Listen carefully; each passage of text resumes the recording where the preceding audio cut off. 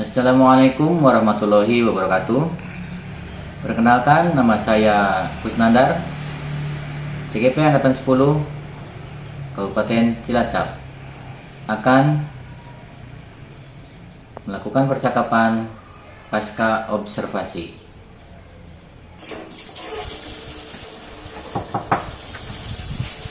Assalamualaikum. Waalaikumsalam. Silakan duduk, Pak Tatang.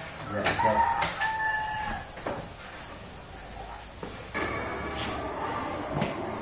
Bagaimana Pak Tatang kegiatan hari ini, apa aja?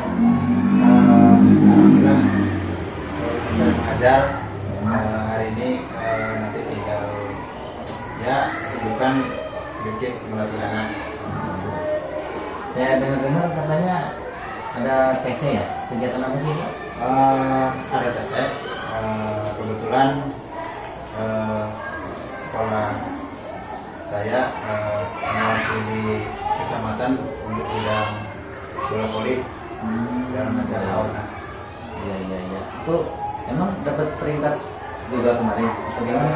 Alhamdulillah kemarin itu sudah dilaksanakan seleksi pertandingan tingkat kecamatan. Iya. Jadi sekolah juga mendapatkan peringkat 1. Wih, hebat Pak. Itu cewek aja atau cowok-cowok?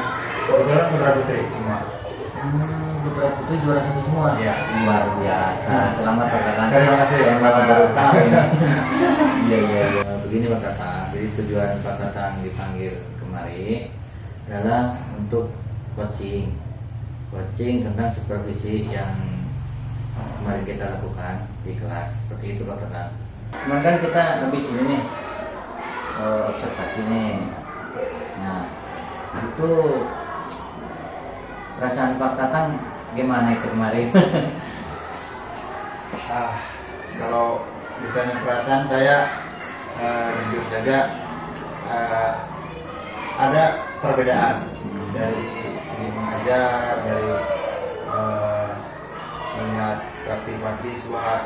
Lebih ke saya juga sebenarnya agak grogi gimana gitu Pak. Iya.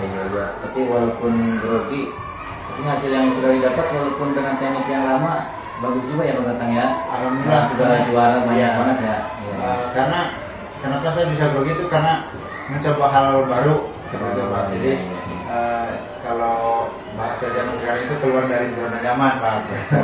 Padahal sudah juara ya. Iya. Untuk pembelajaran kemarin nih, itu saya boleh tahu, itu sudah menurut Pak Tatang ya, itu sudah sesuai atau belum sih dengan yang Pak Tatang rencanakan gitu? Dari apa yang Pak Tatang buat itu sebenarnya sudah sesuai atau belum itu kemarin? Alhamdulillah kalau untuk pembelajaran itu sudah sesuai dengan rencana pembelajaran yang saya buat. Anak juga lebih antusias dalam mengikuti pembelajaran. Iya. Jadi saya lihat juga memang kemarin anaknya bagus juga ya, ada yang menggambar, ada yang nyanyi-nyanyi, ada juga yang di luar kelas itu yang praktek langsung. Itu sebenarnya Pak Tatang itu mengharapkan apa sih, kok bisa ada yang beda-beda seperti itu? Kalau untuk pembelajaran itu saya menerapkan metode pembelajaran berdiferensiasi berdasarkan gaya belajar siswa. Jadi anak itu nantinya dibagi ke dalam beberapa kelompok. Jadi ada kelompok visual, ada kelompok auditori, sama kelompok kinestetik. Jadi anak itu ketika pembelajaran tidak hanya satu kegiatan atau satu kelompok saja Pak. Jadi saya bagi ke dalam beberapa kelompok supaya anak itu mengikuti pembelajaran berdasarkan bakat dan minatnya masing-masing. Karena setiap anak saya percaya itu mempunyai bakat dan minatnya masing-masing, dan otomatis itu anak berbeda semua. Berarti ini kemarin kan masih metode lama ya. Untuk dengan metode baru ini mungkin nanti akan banyak cabang juga ya Pak ya? Kalau saya melihat dari pembelajaran kemarin itu,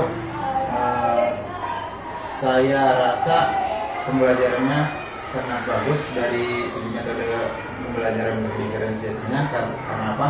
Anak itu bisa dikelompokkan sesuai bakat dan minat masing-masing. Jadi ketika ada apa namanya, ketika ada event, ketika ada lomba ataupun apa saja, kita sudah bisa melihat anak itu bakatnya di mana. Jadi contoh, ketika anak yang dikelompokkan ke kelompok visual, misal ya, di situ kan lebih diterapkan untuk menjelaskan dengan menggambar seperti itu. Jadi bisa ketika nanti ada lomba gambar di MAPSI atau di FLSUN juga anak bisa mengambil yang dari situ. Tidak mungkin ketika anak yang apa namanya, kinestetik atau praktek kita ambil untuk menggambar, karena minat dan bakatnya juga sudah berbeda. Kalau yang kinestetik kan anak sudah minatnya praktek.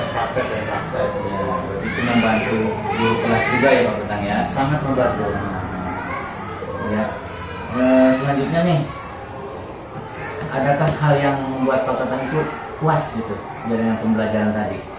Jadi sangat pokoknya, wah saya tuh kayaknya seperti ini gitu. Kalau untuk dari segi kepuasan saya sangat puas, karena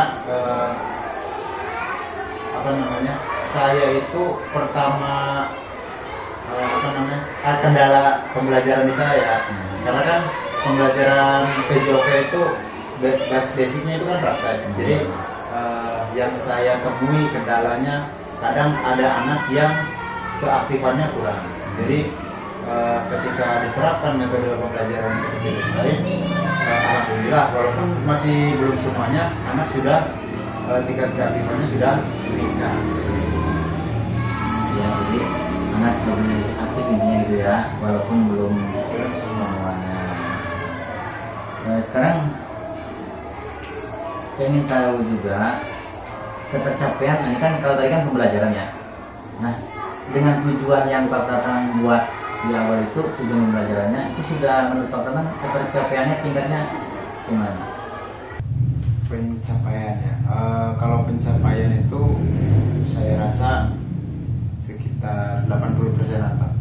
Wah, jangan terlalu merendah Pak. Saya lihat bagus banget kok.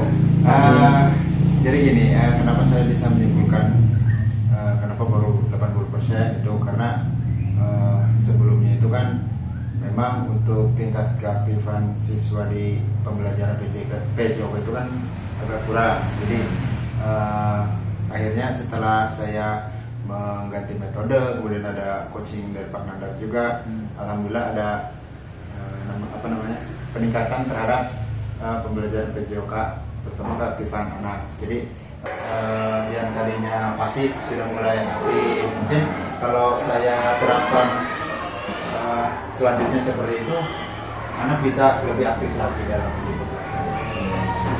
Jadi intinya yang awalnya itu kita seragamkan, jadi begitu olahraga taunya teori praktek seperti itu ya. Nah, sekarang sudah ada perubahan lah istilahnya seperti itu ya, jadi kita bisa mencari anak lebih mudah lagi.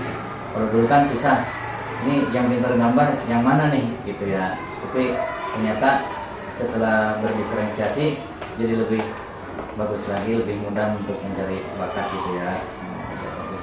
Jadi saya juga sangat tertarik sekali dengan pembelajaran Pak Tatang kemarin sebenarnya itu, jadi ingin ikut berpartisipasi gitu Pak. Adakah tadi kan kata Pak Tatang itu ada beberapa anak yang belum aktif nih. Menurut Pak Tatang kesulitan mereka itu di mana Pak? Jadi anak tersebut itu yang sedikit itu.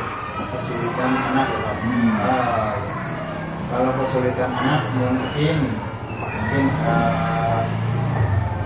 diri saya juga belum apa namanya, belum baru ya, belum begitu sempurna.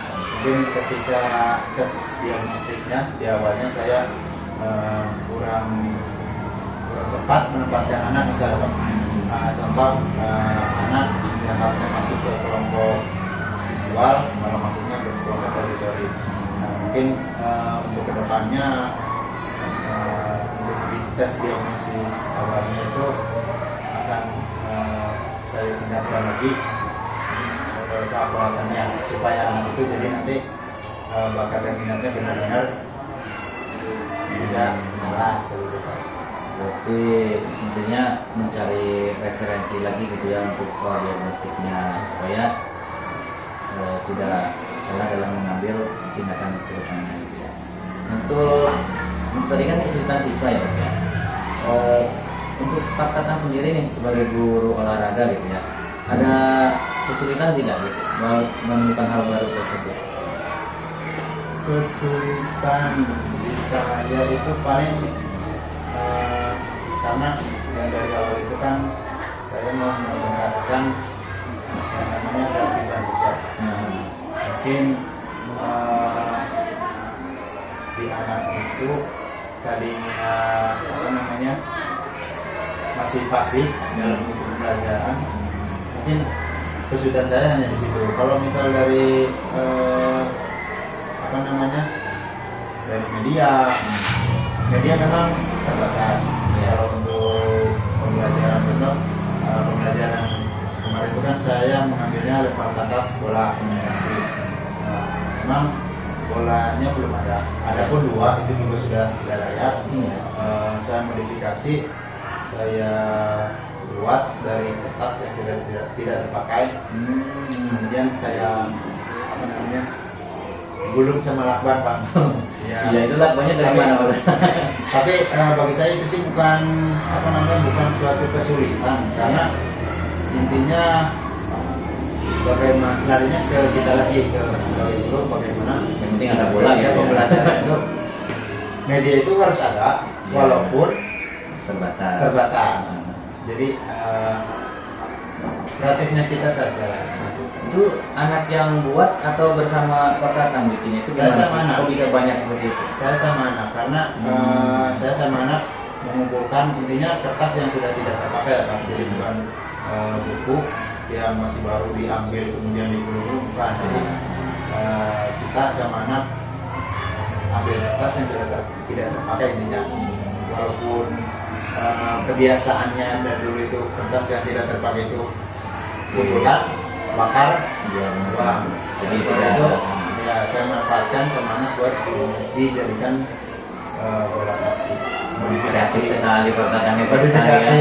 luar biasa ya. Ini tadi adalah mungkin kalau istilahnya alternatif lain nih Pak Tatang ya untuk mengatasi kesulitan yang Pak Tatang mendapatkan ketika pembelajaran. Terus berarti kalau seperti itu tuh mendadak atau ada rencana untuk bikin alat-alat tersebut Pak? Atau karena memang mengalami kesulitan terus dibikin gitu? Kalau untuk pembuatan alat itu saya memang dari dulu dari 2019 itu kan peralatan terbatas, bukan berarti tidak ada ya. Akhirnya saya berpikir modifikasi aja sebenarnya. Jadi kalau disebut mendadak tidak, karena alat itu sudah dibuat, walaupun ada yang hilang baru dibuat.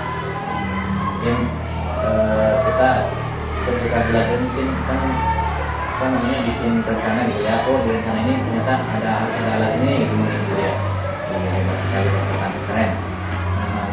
Terus yang ini nih kira-kira nih kedepannya coba Pak Tatang identifikasikan nih ada apa saja gitu yang perlu ditingkatkan ke depannya, jadi supaya ya seperti yang tadi Pak Tatang lakukan itu kemarin kan itu sudah bagus tuh. Nah, ada yang perlu ditingkatkan lagi nggak ke depannya? Yang perlu ditingkatkan ya. Kalau menurut saya dan bagi saya ya, hal yang harus ditingkatkan itu dari metode pembelajarannya. Jadi pembelajaran berdiferensiasi berdasarkan gaya belajar itu menurut saya sangat tepat sekali bagi anak, karena intinya anak itu sudah punya bakatnya masing-masing dan minatnya masing-masing. Kita tinggal mengelompokkan, kemudian kedepannya mungkin akan saya tingkatkan lagi di situ, di pembelajaran berdiferensiasinya. Itu yang pertama. Kemudian yang keduanya mungkin terkait rencana pembelajaran yang akan saya buat juga akan saya tingkatkan lebih baik lagi ke depan. Menurut Pak Tatang nih, ada nggak manfaatnya dari tujuan coaching kita tadi itu? Jadi setelah kita berbicara lama nih, jadi menurut Pak Tatang ini kegiatan seperti ini ada manfaatnya atau tidak? Alhamdulillah bagi saya pribadi itu ada, Pak Mandar. Kenapa? Karena anak itu mempunyai karakter yang berbeda-beda. Jadi tujuan dari coaching ini juga kan saya menggunakan metode pembelajaran berdiferensiasi berdasarkan gaya mengajar. Jadi saya bagi anak itu ke dalam beberapa kelompok. Kemudian di situ saya juga menyadari bahwa ternyata anak itu mempunyai bakat dan minatnya masing-masing. Jadi antara si A dan si B itu berbeda, seperti itu Pak. Untuk alat peraganya apa yang akan Pak Tatang lakukan nih? Mungkin kan di sini ada beberapa pihak ya, ada sekolah-sekolah, ada komite, ada segala macam. Itu kira-kira menurut Pak Tatang itu kita itu harus seperti apa? Kalau untuk alat peraga itu mungkin kedepannya juga kan saya itu apa namanya Lobby ya? bagaimana saya bukan lah intinya ada lah supaya tidak terlalu terbatas dan harus layak seperti itu. Betul. Sekarang coba Pak Tatang beri kesimpulan dari kegiatan kita dari tadi awal, dari mulai pra ya Pak Tatang ya, observasi dari ketika pembelajaran. Menurut Pak Tatang nih kesimpulannya seperti apa sih Pak dari kegiatan kita itu? Kesimpulan ya, refleksi ya. Iya betul, coba tolong direfleksikan. Mungkin lebih ke kita sendiri, kita masing-masing ya Pak. Jadi kita harus belajar dan belajar lagi ke depannya, terutama untuk memahami anak itu kan suatu hal yang sangat tidak mudah, gampang susah seperti itu. Jadi kita sebagai pendidik itu mau tidak mau harus terus belajar, karena perkembangan dari segi teknologi juga tidak mungkin kita kalah sama anak. Jadi ketika pembelajaran dipadukan dengan teknologi juga itu sangat efektif bagi saya gitu. Jadi mungkin kedepannya saya sendiri ya, baik dari pembuatan perencanaan pembelajaran juga harus lebih diperbaiki lagi. Terus mengenai diagnostik anak terutama itu yang paling penting Pak, harus bisa lebih teliti lagi. Kemudian untuk sarana prasarana mungkin saya ada kurangnya juga, harus diperbaiki ataupun lebih berinovasi lagi Pak, seperti itu. Intinya untuk pembelajaran berdiferensiasi yang saya terapkan kemarin sudah baik lah menurut saya pribadi, tapi ya Pak ya, seperti itu. Saya benar-benar terinspirasi nih Pak untuk dilakukan di kelas saya ini. Saya menjadi mikir ini nanti saya mengajar pakai apa ini di kelas. Terima kasih sekali Pak Tatang. Tapi saya ingin tahu juga nih sebelum akhir ya, kedepannya nih Pak Tatang itu akan melakukan apa? Gitu. Maksudnya rencana kedepannya gitu. Rencana ke depan mungkin balik lagi seperti yang tadi ya Pak. Kalau untuk rencana ke depan intinya saya itu mau meningkatkan tingkat keaktifan siswa lewat Itu kira-kira mau dilakukan kapan Pak Tatang? Membuat rencana yang baru itu kira-kira kapan? Besok dan seterusnya, dari mulai rencana pembelajaran yang akan saya buat, kemudian pembelajaran berdiferensiasi. Tidak butuh waktu lama ya? Tidak butuh waktu lama, karena memang manfaatnya besar sekali. Dampaknya apa? Terima kasih Pak Tatang, ini sangat menginspirasi sekali bagi saya. Jadi saya jadi terbayang untuk dilakukan di kelas saya seperti itu, jadi untuk melakukan hal-hal tersebut. Dan mungkin berbeda ya, karena kan saya di kelas seperti itu. Terima kasih Pak Tatang atas sama semoga jadi saya tunggu minggu depan nih. Siap. Bikin acara apa lagi? Oke, siap. Ya, Assalamualaikum warahmatullahi wabarakatuh. Demikian video